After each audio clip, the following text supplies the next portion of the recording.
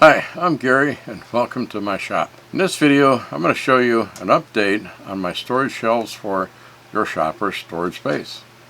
I published a video episode 2017-25 back on July 1st, 2017 on this. Now, this is an update to hopefully give you a better guide to this. Now consider subscribing and joining our community by clicking on that little red icon down in the lower right corner, and be sure to hit the bell icon so you won't miss any new videos or posts that may be useful to you. Also, hit that thumbs up icon to give me a like and share this with your family, friends, and fellow enthusiasts. And please leave your comments below. Also, please participate in the community post here on my home screen. We get to share a lot of information there on a lot of topics. So be sure to read the description below as it contains additional information, updates, and corrections. So let's get to this project now.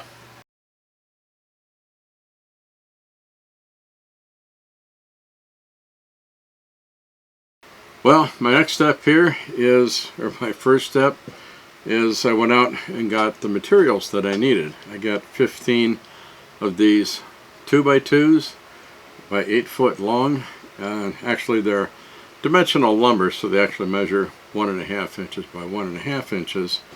So keep that in mind when you're cutting your notches and so forth. So I got 15 of these. Also got two 4x8 sheets of OSB board, 1/2 inch thick. I had those cut in half, kind of the long way, so they would be 2 foot by 8 foot long. That way they fit into my car best that way for hauling, since I don't have a truck. So I can get up to 8 feet into my car, my Kia Sorento. So, well, here's a quick tip for you. If you're buying these sheet goods at Home Depot or Lowe's, you can get them to cut them down into whatever size strips you want. You're just going to be obligated to buy in that sheet. And eventually I had them cut them down to 1 foot wide strips, so I wouldn't have to cut them down any further. Also makes them easier to carry in my car too. But if you've got a truck and you got the space to carry full sheets, all the more power to you. And if you don't mind cutting them up into the strips that you need, that works great.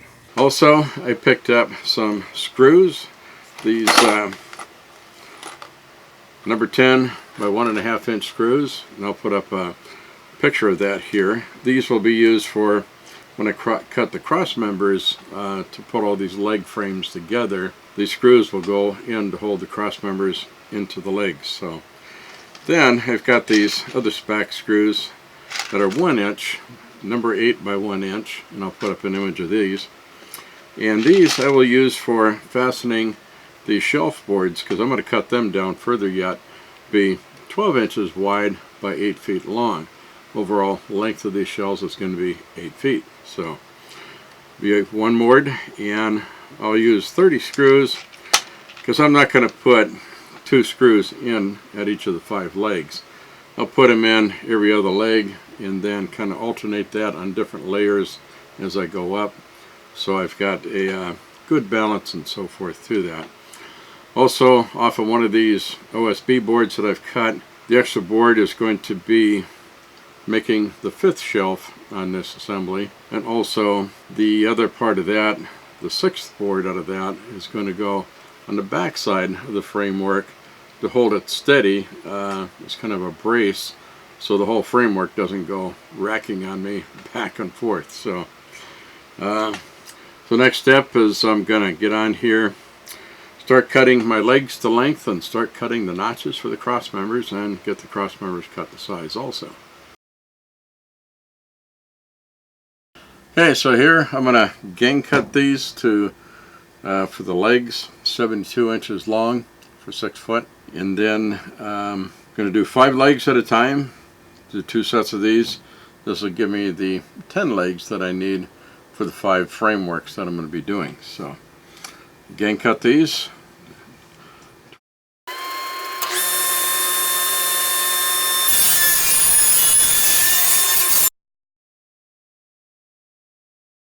Okay, here I'm going to cut the notches on these legs for the cross members to attach into. Doing it on my table saw sled here. I'll cut a cut, move it over, cut the other cut, and kind of eat out the difference in between.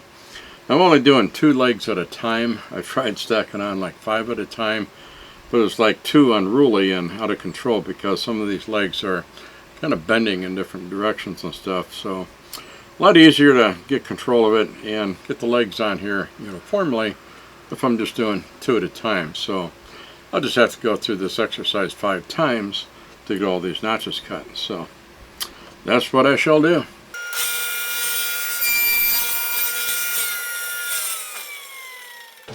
Now I'll change the position of these, cut the other end of the notch, then I can just eat out the difference in between. Okay, I've got these relocated to cut the other end of the notch, and then I'll cut that out, then I can just kind of eat it out in between those two. Okay, now I can take these clamps off, eat out the waste end in between these. Okay, here's a little tidbit I'm going to insert here about cutting these notches out. And what I found out is that the edges on the cut edges here on my board lines up with the cut with my table saw blade. So what I can do is when I line these up, I can line up these marks right with my marks there, slide over to the other mark, and know that I'm cutting right on anyway. And then as I go through, I can eat out the difference that's in between these. And that's a lot easier than clamping it up and everything else. Just get a good grip with your hands and then just kind of keep moving things over as you need to get those cuts. So much easier way to get it done. Just going to work way through this, keep checking my ends, make sure I'm still got these boards lined together.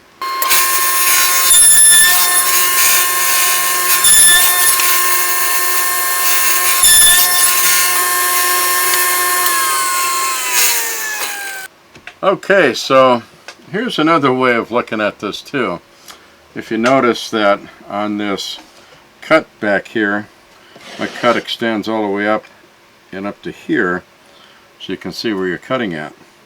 So what you can do, instead of having to lean over and try and look at what your marks are at, take and extend these marks with your square, which whatever side is fairly straight for you, and just extend that with your pencil. Now we can use these to line up with the cut that lines up with the cut through the table saw sled. So that will be great. A lot easier than trying to lean over and take a look there. So you can gang your 2 boards together, make your cuts with your alignment marks here. It'll cut the slots on the bottom side here so that you get them all cut to size correctly. That'll be an easier way of doing it rather than trying to look over the edge, leaning over. And yes, I know what you're going to say. It'd be a lot quicker and easier probably with the dado blade, but I need to set up my table saw sled to be adjustable for doing dado blades. But meantime, this notched it out pretty well. Whatever rough spots I got in here, I can clean those up with the chisel. This is not fine furniture making. This is just shelving for the storage units. So I'll go ahead and get the rest of these notches all cut up and get this going, get these frames together. So I've cut out the notches on this one here, and this one pair of legs, and I've got this rough space in here to clear out.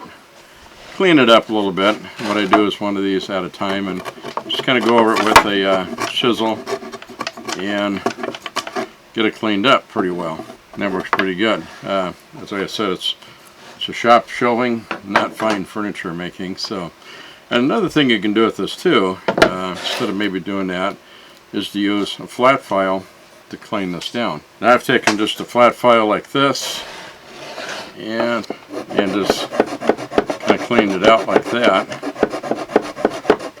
so it's good and smooth on the bottom there. That gets it pretty smooth and clean. That's another way of doing it. Then what I also did is I saved one of these, marked it with an X on here, and I used this as a pattern to mark all my other boards that I'd cut the length to have the same marks.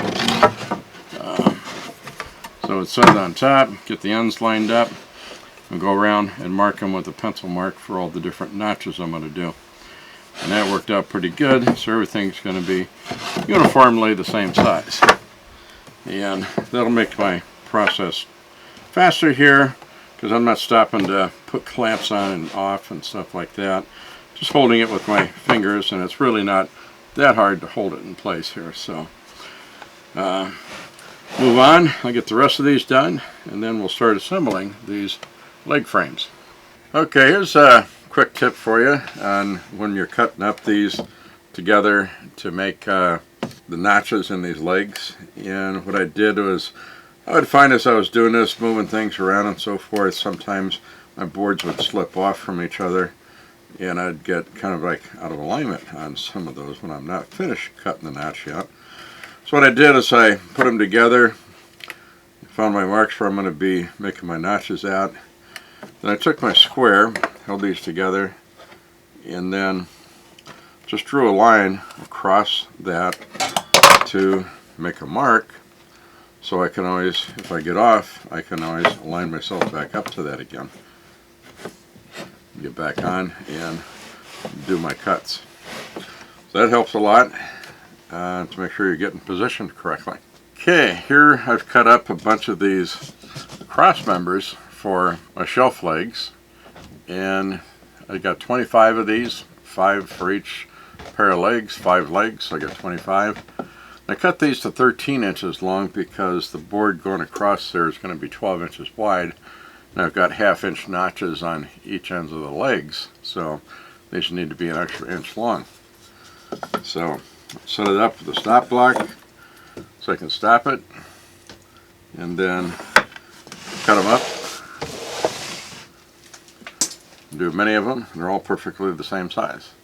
Okay, so I'm getting down to the point of assembling these frames with the cross members in them. I'm starting out where I'm putting in the center cross member and the top and the bottom cross members. Either way I go around, top or bottom. I'm using these number 10 by 1.5" flat head screws, so they got a concave to it, so they'll sit flat on the wood surface. And to drill the holes, I'm going to drill them in the ends for each of these cross members through here, just one screw in there. And I'm using a tapered drill bit for number 10, which also has a cutter on here to make a concave cut to fit these heads on there. So I'm going to change my position here and show you how I do this. Alright, so what I'm going to do is got my cross member in here, got things clamped up, got this leveled up pretty good. Then I'm going to take my tapered bit and just drill a hole pretty close to center on there and level. And I'll drill this all the way in to make a concave shape in there for the flathead. As I often do, I make sure that my concave is enough. That one's a good fit, so when this is driven in there, it will sit flat. So next, I put my screw in, take my screwdriver, drive this in. There, I've got a good fit. That'll be very strong. I will continue on with the rest of these, screwing them all together, and get all these frames done up and ready to go install in my storage space. I've got all these cross members done, assembled, put together, and all these cross members line up pretty well.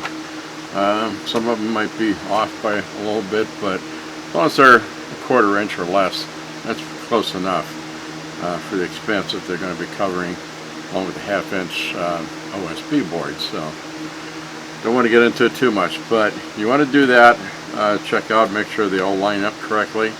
Switch them around, flip them around if they don't, until they do match up, because sometimes they can be off a little bit, so depending on how your cuts are.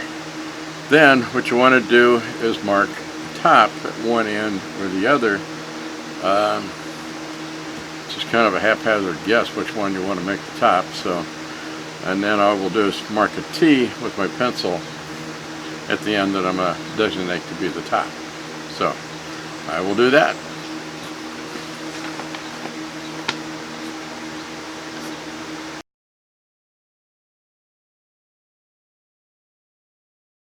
Here I am at my storage unit where I'm going to put up these shelves, and I've got my 5 frames here, leg frames, all assembled, ready to go.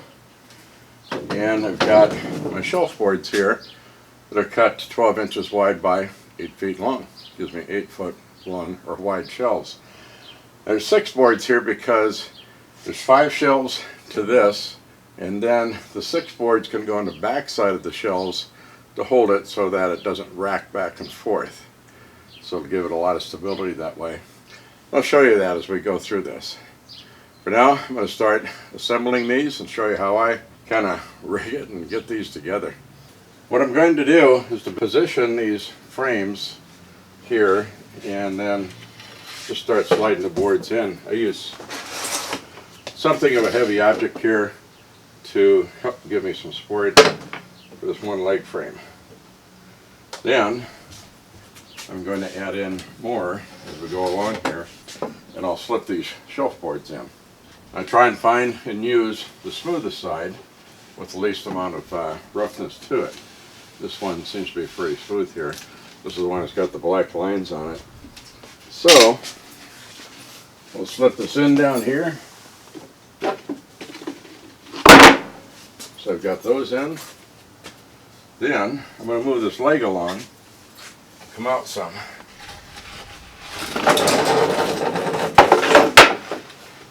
Yeah, and get the other one back again. See how we can slip these in here. Might be hard to see here because of the sunlight. Makes it pretty bright, but as I get in further on the other legs, you'll be able to see better. Now, I just want to make sure I get these lined up fairly well, and the board's a little bit spacey between here, extra space. I usually locate the board towards the rear, so I just drive in 2 screws.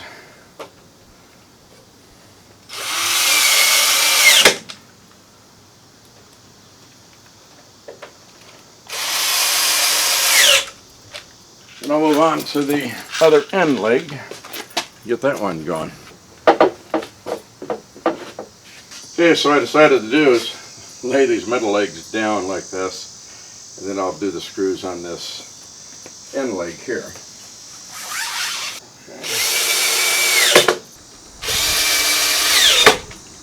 Okay, so as I go along here, I keep checking to make sure my legs are level, standing straight out, as long as you're on level ground to begin with.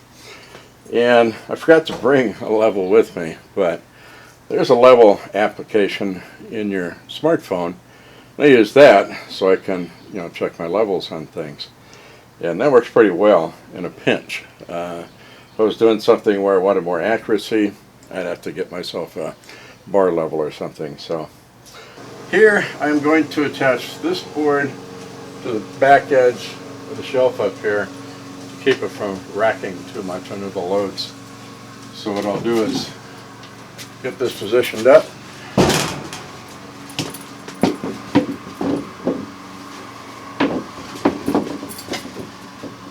I'll get a screw run in there, and then I'll run the rest of them. I'm going to hold this board in position. It's not as difficult as it may look. On my mark right here, so I'm going to just start driving a screw in about this location.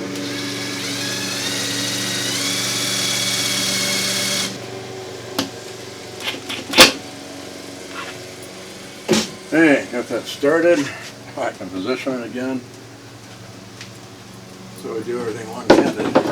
If I would have thought, I would have brought some clamps along. I could have put some like F clamps on these legs here to hold this board in place, but I forgot.